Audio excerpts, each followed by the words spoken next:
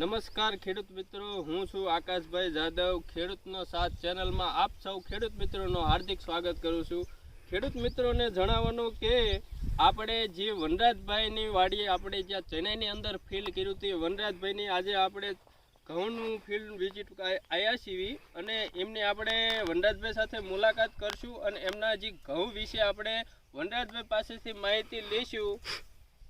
રામ રામ વનરાજભાઈ. રામ રામ. શું ચાલે? શાંતિ.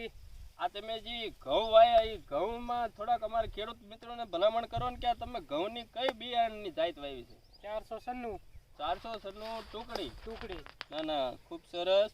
આ તમે જે ઘઉં વાયા કેટલા વીઘાના ઘઉં વાયા છે? 3 વીઘાના વાયા છે. વીઘે મણ વાયા.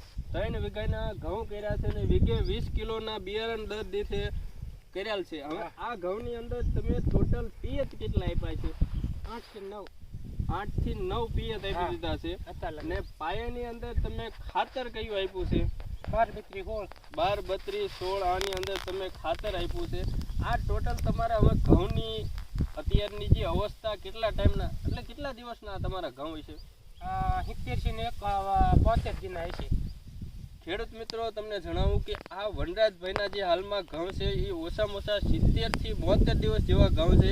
પણ આ ઘઉંની અંદર આ તમે ડુંડી જો ગાભે ટોડે થઈને આવીને ડુંડી ઉપર ઘઉં આવી ગયા છે, પણ એકદમ ભરાવદાર ડુંડી છે. અને દાણા ડુંડીની અંદર જનરલી આમ દાણા ગણો ને તો 50 થી 55 જેવા દાણા છે ને હજી આમાં વધ છે. એટલે આ જે ઘઉંનું ફિલ્ડ છે ને એ બહુ સારું છે. આ તમે જે 496 ટુકડી વાયા હતા ખાઈ મીઠાઈ છે એટલે વાવો? ઘર પૂરતા છે. ઘર પૂરતા વાવો છો? ના ના, ખૂબ ખૂબ સરસ.